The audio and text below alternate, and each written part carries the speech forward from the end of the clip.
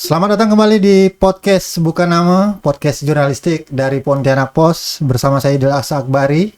Nah, di episode kali ini kita akan membahas mengenai El Nino.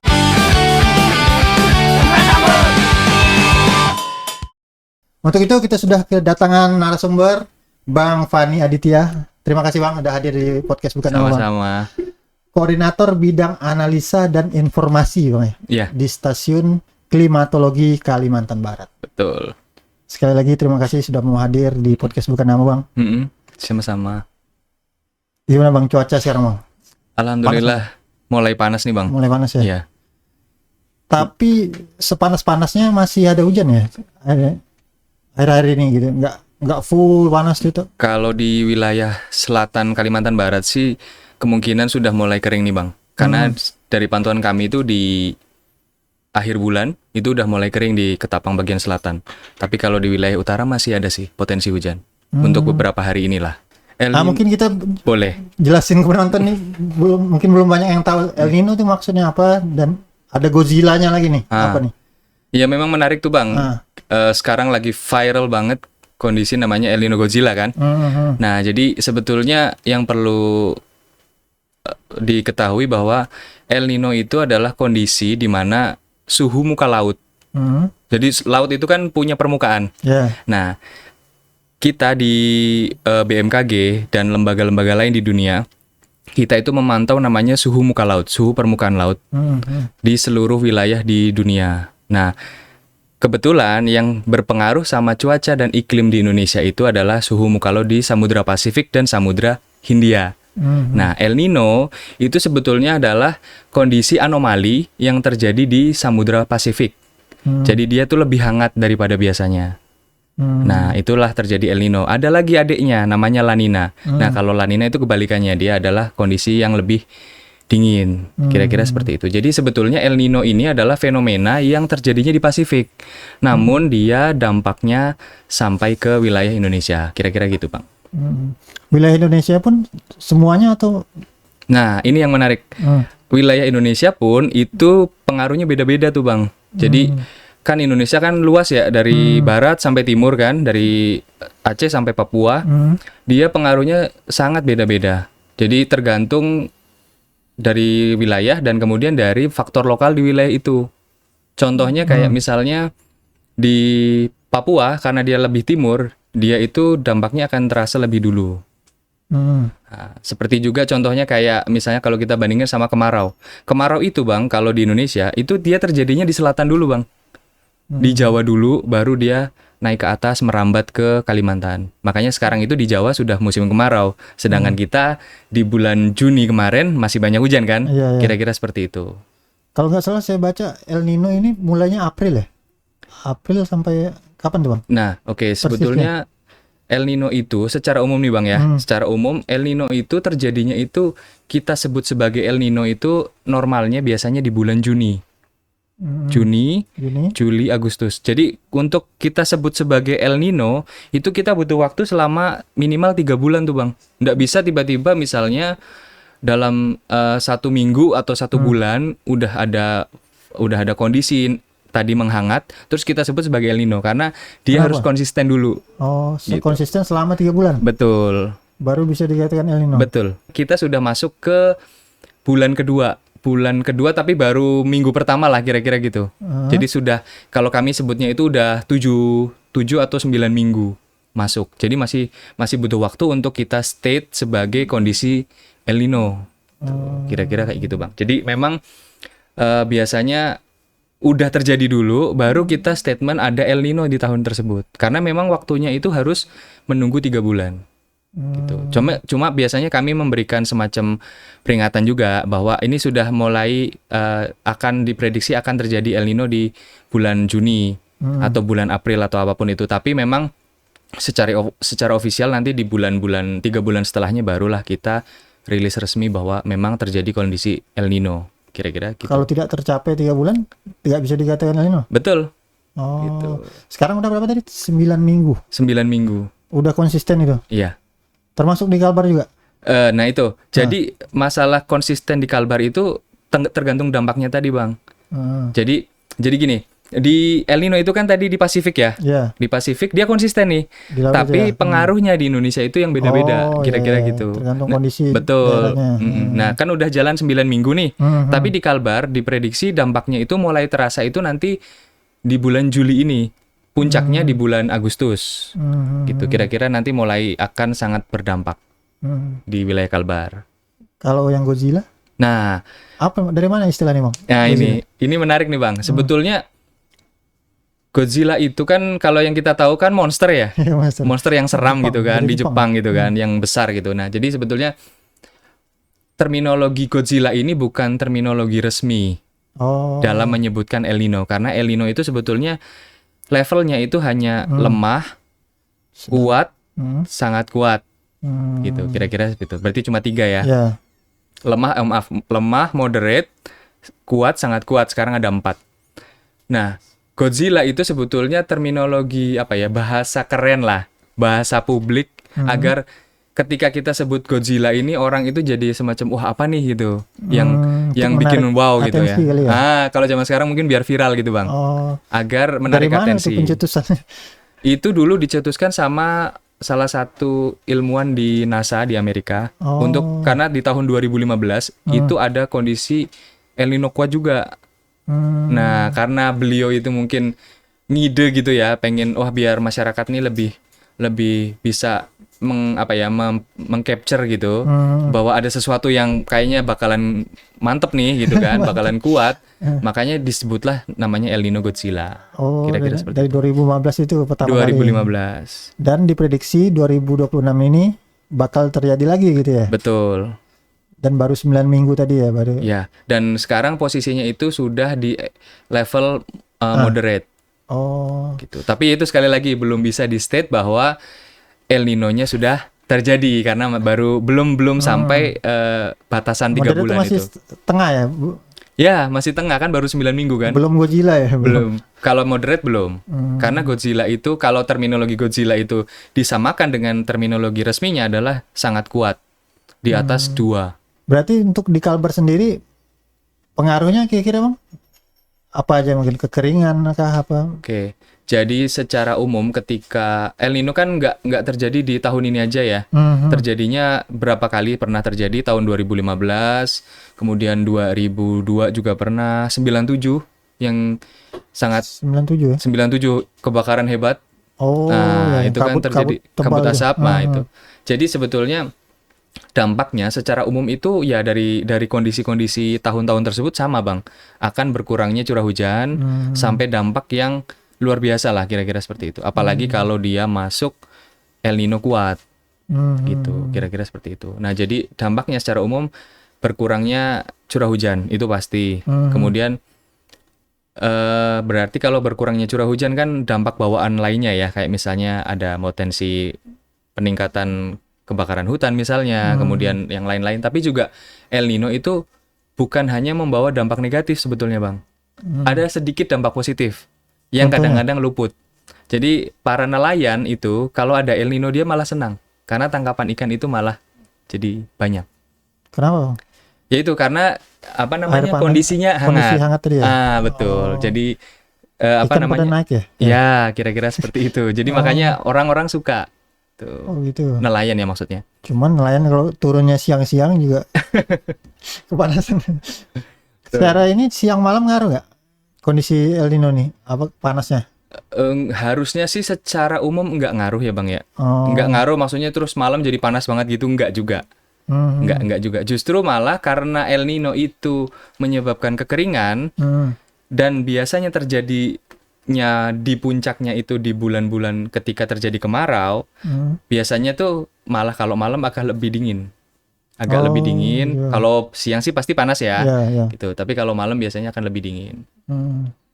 Kira-kira seperti itu. Indikatornya memang untuk mengetahui kemarau ini udah mulai terjadi misalnya. Jadi kalau kita sebut indikator ya dari BMKG itu sebetulnya kita sebut kemarau itu jika sudah 1 bulan. Kalau kita nyebutnya 3 dasarian, Bang. 3 dasarian itu sama dengan 1 bulan. 3 dasarian. 1 dasarian itu 10 hari. Oh, gitu. iya. Jadi makanya 1 10, bulan 10. itu 3 1 bulan dasarian. 3 dasarian. Nah, betul. Jadi kalau sudah 1 bulan curah hujannya itu kurang dari 50 mili dalam 1 dasarian. Misalnya nih, tanggal 1 sampai 10 Juli hujannya di total nih dalam 10 hari kurang dari 50. Nanti yang kedua 11 ke 20. sama kurang dari 50, kemudian akhir bulan sampai akhir bulan kurang dari 50. Maka itu sudah kita bisa statement sebagai musim kemarau. Udah tiga kali 3 dasarian tadi ya? Belum, tapi sekarang belum ya. Karena kan ini baru awal Juli kan Iya, gitu. iya. Dan kita sebetulnya yang apa namanya yang mengalami musim kemarau itu nggak semua Kalbar, Bang.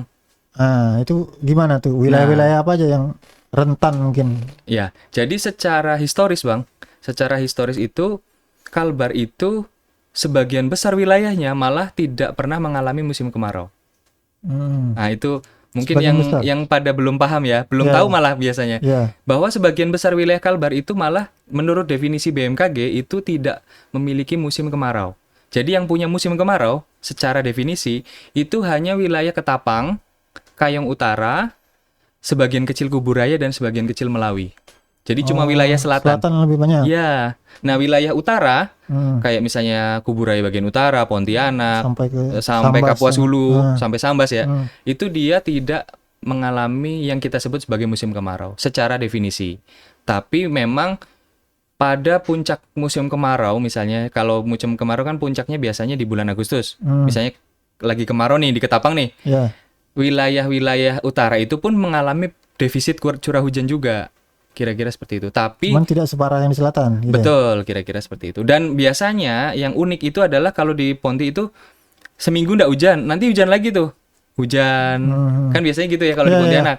Kaget kita kadang. Nah, tiba-tiba ada hujan lagi. betul. Beda sama misalnya di Ketapang atau di Jawa. Kalau di Jawa itu kan bisa benar-benar full 1 bulan itu nggak ada hujan. Gitu. Tapi kalau di Pontianak kan paling nggak hujan seminggu. Itu yang kemarin terjadi di Pontianak tuh ya, yang banjir di sini, Ketapangnya malah karhutlah ya. Ya, kira-kira gitu Bang. Jadi memang Kalbar itu wilayah yang sangat luas.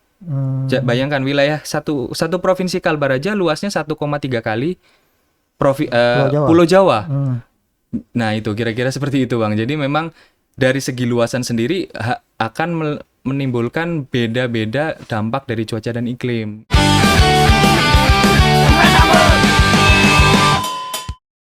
Mungkin salah satu dampak dari kemarau ini kan kita udah sering ngalamin kebakaran hutan dan lahan nih Bang. Ya. Pertama mungkin yang pengen saya tanyakan, bagaimana BMKG memantau hotspot kebakaran yang terjadi gitu? Seperti apa Bang? Oke. Jadi sebetulnya BMKG itu memantau hotspot itu melalui berbagai macam ini ya. Tapi yang utamanya biasanya kami itu memantau dari satelit. Jadi ada satelit khusus memang kerjasama dengan pihak lain lah yang untuk memantau hotspot tersebut. Jadi nanti sebetulnya hotspot itu kan kalau diterjemahkan kan titik panas ya Bang ya, titik panas. Nah titik panas itu sebetulnya satelit itu kayak semacam kayak HP kita potret bumi, kemudian nanti kan akan dibaca sama sistem mereka bahwa ada titik-titik panas itu. Nah titik-titik panas itu sebagai indikator sebetulnya, belum menjadi kepastian bahwa itu kebakaran. Nah, tapi sebagai indikator awal bahwa ada suhu yang lebih tinggi di daerah tersebut. Gitu. Nah, dari situlah makanya terus BMKG membuat nanti kan ada titik koordinatnya. Nah, titik koordinat itulah nanti yang kami sebarluaskan biasanya. Salah satunya ke BPBD untuk pencegahan misalnya gitu. Udah mulai ada panas yang tinggi. Panas, kira-kira gitu. seperti itu. Jadi biasanya briefing tuh Bang. Pagi briefing dengan BPBD, dengan nggak cuma BPBD ya, yang lain juga dari berbagai macam itu pihak. Kemudian kita rapat tuh pagi setiap hari. Rapat, nanti kita melakukan briefing kira-kira tindakan apa sih yang harus kita lakukan. Apakah perlu misalnya pemadaman via darat, patroli kah, atau seperti apa gitu. Nanti setelah pagi selesai, malam akan briefing lagi untuk tindak lanjutnya. Kira-kira sudah misalnya kalau ada kebakaran sudah padam belum gitu dan sebagainya lah kira-kira gitu. Kalau secara teknologi pemantauan hotspot ini ada perkembangan nggak atau dari dulu memang gitu? Selama ini sih sebetulnya seperti itu Bang. Cuma nambah ibaratnya dulu satelitnya nggak banyak, sekarang Mungkin lebih banyak. Secara akurasinya juga Ya, beda lagi ya. paling sebetulnya lebih ke akurasi, tapi kalau sistemnya sama. Seperti itu. Kalau pemantau untuk peringatan dininya ya, untuk dini dari si kejadian hotspot ini. Tuh. Tapi memang sekali lagi itu hanya indikator, belum tentu juga di situ terjadi kebakaran. Makanya biasanya perlu dicek ground check gitu, cek lapangan. Biar Biasanya kan dipastikan ya apakah benar betul. terbakar atau pantauan satelit aja gitu ya. Yang salah kira-kira Iya. gitu. Karena kan sebetulnya kan resolusinya juga tidak ada yang resolusinya tinggi, tapi kan namanya juga buatan manusia, pasti ada semacam galat lah errornya gitu. Jadi makanya itu sebagai indikator saja. Kalau untuk saat ini Mm-mm. kita syuting ini kan di awal Juli ya. Ya. Sudah ada mulai hotspot. Dari akhir Juni kemarin sudah ada. Oh, udah ada. Tapi memang belum yang Banyak. sampai tahap yang mengkhawatirkan lah kira-kira seperti itu. Oh, Masih tersebar ya di Kalbar ini ya. iya, terutama di wilayah selatan ada beberapa. Kalau karakter wilayah di Kalbar ini kan juga unik nih Bang. Mm-mm. Banyak gambutnya gitu. Ya. Gimana untuk memantau gambut yang luas itu? Nah, kalau Kelembabannya mungkin agak beda atau sama dengan lahan mineral biasa gitu. Gimana? kalau misalnya secara geonya sebetulnya bukan bidang saya sih, Bang. Tapi sebetulnya gini, Bang, kalau misalnya dari saya coba jelaskan dari sisi klimatologinya ya, Iya, Bang ya. iya. Jadi setelah berkali-kali kita mengalami episode El Nino, nah memang gambut itu kan yang paling rentan sebetulnya ketika ada El Nino, ada berkurangnya curah hujan, kemudian dia yang tadinya sebetulnya dia adalah tanah yang bisa menyimpan banyak air ya. Tapi begitu kering kan dia kan tidak ada air di situ, dan ketika ada terjadi kebakaran dia sangat mudah terbakar kan, kira-kira seperti itu. Jadi biasanya sih kami lebih ke warning tentang curah hujan yang berkurang. Misalnya curah hujannya sudah tidak hujan berapa hari, atau curah hujan rendah itu sudah berapa hari atau diprediksi berapa hari. Nah, itu sebetulnya yang bisa jadi kewaspadaan sama pihak terkait akan bahayanya kebakaran. Karena sebetulnya gini, kalau BMKG sudah menginfokan misalnya curah hujannya akan berkurang, otomatis ibaratnya si pihak terkait ini sebetulnya udah tahu, Bang. Karena kan udah kerjaan mereka ya. Maksudnya kerjaan beliau-beliau ini rutin untuk memantau. Jadi sebetulnya sudah tahu bahwa kondisinya kalau curah hujan berkurang, dampaknya adalah berkurangnya muka air gambut yang akan berpotensi kalau ada kebakaran itu akan bahaya gitu. Artinya udah bisa diantisipasi lah ya sama pihak-pihak terkait ya. Apalagi ya itu tadi peringatan terkait El Nino ini sudah dari awal tahun kira-kira gitu. Jadi sebetulnya malah kita nih kadang-kadang malah jadinya bingung nih. Yang jadi bingung ini kok nggak jadi kan gitu kan. Iya. Kita udah nunggu-nunggu nih gitu. Tapi ya itu tadi. Jadi benar-benar ditantangin gitu ya. Iya gitu. Harapan saya sih sebetulnya ya jangan. Tapi kalau dari lihat dari prediksi memang ini akan terjadi El Nino. Tadi yang 98%. 9 minggu. 9 minggu. 98% ya? Sudah potensinya 98% terjadi El Nino kuat. Gimana Bang ini Bang mengupdate informasinya? Ini bakal terjadi atau enggak gitu? Ya, sebetulnya kalau di zaman yang sekarang ini, yang biasanya paling update di kami itu via IG, Bang. IG-nya kan ada BMKG_Kalbar, @BMKG_Kalbar. Semua orang lah ya. Bisa dipantau semua orang. Di situ juga ada update kondisi cuaca tiap hari. Jadi BMKG kan ada beberapa kantor ya, Bang ya. Jadi kalau yang cuaca itu bisa ke @BMKG_Kalbar. Terus kalau yang tentang iklim, tentang update El Nino dan lain-lain itu bisa @info_iklim_kalbar.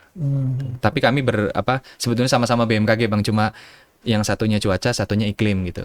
Kira-kira seperti itu. Berarti masyarakat nih harus melek juga ya sebenarnya. Betul. Bagaimana kondisi yang terjadi sehingga mereka bisa antisipasi gitu kan. Betul. Salah satu yang paling rentan itu kan ketersediaan air mungkin kalau masyarakat kan. Iya. Berarti apa yang harus mereka siapkan gitu sebelum ini terjadi gitu. Mungkin penampungan air. Iya, itu pasti, Bang. Gitu ya. Penampungan sebetulnya, terus ya sebetulnya ya itu tadi, Bang. El Nino itu kan terjadinya sudah berapa kali ya, Bang ya? Udah beberapa kali, dan masyarakat itu sebetulnya sudah sudah masuk dalam apa ya keseharian mereka. Kalau misalnya curah hujan berkurang itu harus ngapain, pasti ngapain. Yang sebetulnya tinggal kita tuh mengingatkan aja, mengingatkan bahwa kapan sih terjadi kekurangan ini. Jadi mereka lebih siap gitu. Artinya kalau butuh yang harusnya tadinya misalnya satu gentong itu 1 hari cukup misalnya ya, ini mungkin disiapkan lebih banyak karena kekeringan ini akan lebih panjang, kira-kira seperti Termasuk itu. dari pemerintah juga mungkin ya, dari PDAM-nya gimana Ya kira-kira antisipasinya. gitu bang. Kan biasanya kalau sudah kering tuh biasanya agak asin tuh. Oh iya. Nah kira-kira gitu. Tapi memang kadang-kadang kan apa asin atau enggaknya itu juga tergantung lagi ya bang ya, karena ya kalau saya sendiri nggak terlalu paham lah. Tapi memang kadang kalau misalnya udah curah hujan berkurang tuh, nah, mulailah agak asin gitu misalnya, atau kualitasnya agak keruh misalnya. Tadi abang katakan El Nino sudah berkali-kali bang. Yang terakhir sebelum ini Terakhir sebelum ini kapan? El Nino kan ada levelnya tadi ya bang ya, yang terakhir yang paling kuat, sangat kuat itu diprediksi tahun ini. Nah sebelumnya itu tahun 2000 kalau nggak salah saya tuh 2023 itu sempat juga, tapi memang nggak masif lah, nggak besar. Terus yang paling besar itu kan yang kita rasakan itu tahun 97 dan tahun 2015. Nah itu juga terjadi El Nino yang dampaknya juga luar biasa. Yang Godzilla ya itu. Iya kira-kira masuk kategori itulah. Karena waktu itu belum ada waktu itu. Jadi kan terminologi Godzilla itu tahun 2015. Bang, mungkin kita kan dengar berita juga nih di Eropa terjadi panas ekstrim lah. Gitu. Yeah. Dan sampai bahkan memakan korban jiwa kan di sana. Betul. Dan fasilitas-fasilitas umum juga terdampak gitu. Kalau El Nino sendiri bang seperti apa bang? Apakah bisa sampai segitunya gitu kalau memang terjadi yang Godzilla tadi? Iya. Jadi sebetulnya kalau dampaknya sampai seperti Eropa itu enggak ya bang ya. Jadi memang dampaknya itu lebih ke berkurangnya curah hujan aja. Kalau masalah panas sebetulnya suhu itu juga anomalinya bukan di daratan tapi di lautan bang. Kalau di daratannya sendiri sebetulnya masih dalam taraf yang wajar lah. Istilahnya kalau di Pontianak ya masih panas berdengkang juga, tapi tidak sampai yang seperti di Eropa menimbulkan sampai orang sampai meninggal gitu, enggak. Karena suhu yang pernah tercatat di Kalbar juga yang paling tinggi itu belum sampai 40 derajat. Oh, belum pernah. Belum pernah. Hanya sekitar 37. Itu pun ibaratnya suhu ekstrim yang jarang sekali terjadi lah, kira-kira seperti itu. Memang Kalbar di Katulistiwa emang kita rasa panas ya bang ya, tapi memang ndak sampai sepanas itulah kira-kira gitu. Dibandingkan yang kejadian di Eropa. Meskipun demikian mungkin tetap harus kita antisipasi juga bang ya. Betul bang, kalau mungkin itu sih pasti. Mungkin ada pesan-pesan atau gimana yang terakhir nih untuk para penonton kita nih? Baik. Mungkin menghadapi El Nino itu sebetulnya adalah El Nino kan tadi dampaknya berkurangnya curah hujan. Nah, masyarakat tahu bahwa berkurangnya curah hujan dampaknya adalah berkurangnya cadangan air. Maka sebetulnya dari sekarang sebelum El Nino ini kita jadi nih gitu, masyarakat sudah mulai mengantisipasi. Contohnya dengan misalnya kalau punya gentong tambahan boleh mulai diisi, kemudian mulai menyusun rencana ketika nanti terjadi El Nino itu kita harus ngapain. Mungkin yang selama ini karena kita sudah sering mengalami berapa kali El Nino, tapi kita semacam lupa lagi. Kita ngalamin, kita lupa, kita ngalamin, kita lupa gitu kan. Jadi mungkin mulai dari sekarang udah punya rencana. Sudah punya rencana ketika nanti terjadi El Nino itu harus apa. Yang jelas salah satunya harus selalu update informasi bang. Nah itu penting tuh, karena tanpa update informasi, masyarakat jadinya nggak tahu nih. Jadi makanya pesan saya adalah jangan menunggu informasi, tapi mencari informasi. Misalnya dengan podcast kayak gini kan, bisa cari informasi di situ kan. Terus dari media-media lainnya lah. Menurut saya adalah sekarang saatnya mencari informasi, bukan menunggu informasi. Dan informasi yang benar-benar akurat lah. Akurat, ya, betul. Nanti kan masyarakat kan bisa mengcompare ya informasi. Nanti kan jadi bisa lebih paham lah kira-kira seperti itu. Oke. Terima kasih Mas Aditya. Ya, sama-sama. Banyak sekali ini masukan persiapan kita lah untuk menghadapi mungkin El Nino dan jangan sampai terjadi yang Godzilla. Amin. Oke, saya selalu mengingatkan nih untuk para penonton, jangan lupa baca terus koran Pontianak Post, baik versi cetak maupun versi digitalnya. dan juga online-nya di website Pontianak Post. Dan jangan lupa kalian like, komen, dan share video ini sebanyak-banyaknya agar lebih banyak orang yang bisa mengetahui informasi ini. Kita akan jumpa lagi di episode selanjutnya dan tentunya dengan pembahasan yang tak kalah menarik lagi. Sampai jumpa. Terima kasih. Makasih, Bang. Terima kasih, Bang.